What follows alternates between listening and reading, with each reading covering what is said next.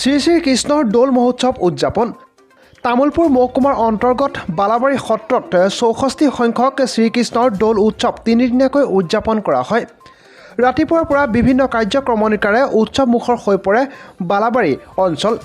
পতাকা উত্তোলন কৰাৰ পাছতে দিহানাম প্ৰতিযোগিতা, বাৰেৰহণীয়া কৃষ্টি প্ৰদৰ্শনৰ দ্বাৰা ফাগুনৰ সন্ধিয়া।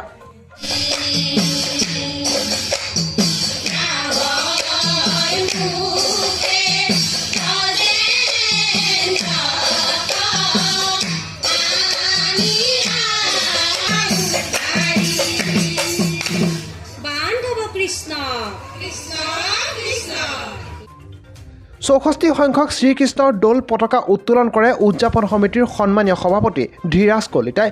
লগতে ৬৪খন পতাকা উত্তোলন কৰা হয়। ইয়াৰ পাছতে মুখ্য আকৰ্ষণ দিহানাম প্ৰতিযোগিতা আৰম্ভ কৰা হয়। উদ্বোধক হিচাপে উপস্থিত থাকে ৫৮ নং বিধানসভা সমষ্টিৰ বিধায়ক জলেন দৈমাৰী। ইয়াৰ পিছতে DAC ডেন্স এণ্ড ড্ৰামা একাডেমীৰ দ্বাৰা নৃত্য প্ৰদৰ্শন কৰা হয়।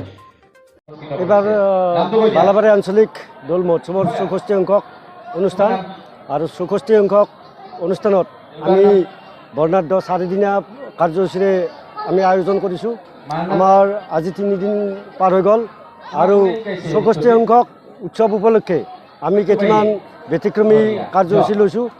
প্ৰথম হ'ল ৬৪জন ব্যক্তিক আমি আমন্ত্ৰণ কৰি আনি ৬৪খন ধৰ্মধ্বজা আমি উত্তোলন কৰিছোঁ আৰু সন্ধিয়া ৬৪জন বিভিন্ন জ্ঞানী গুণী ব্যক্তিক মাতি আনি ৬৪ঘৰ বন্তি আমি প্ৰজ্বলন কৰিছোঁ। আমি আজি আয়তী দিহানাম প্ৰতিযোগিতা অনুষ্ঠিত হৈ গ'ল। তাৰ যোৱাকালি কেছেটৰ আধাৰত অসম ভিত্তিত নৃত্য প্ৰতিযোগিতা হৈ গ'ল, সুন্দৰভাৱে পৰিচালিত হৈছে, কোনো হাই হাল্লা নাই, ধুনীয়া পৰিচালিত হৈছে।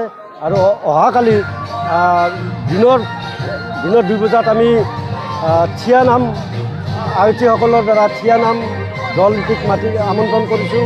সেইটোও ধুনীয়া চাব লগা নাম দল। আৰু সন্ধিয়া ৭ বজাত আমি এই ২০২৪ বৰ্ষত বিশেষ সাংস্কৃতিক সন্ধিয়া এখন অনুষ্ঠিত কৰাৰ দিহা কৰিছোঁ।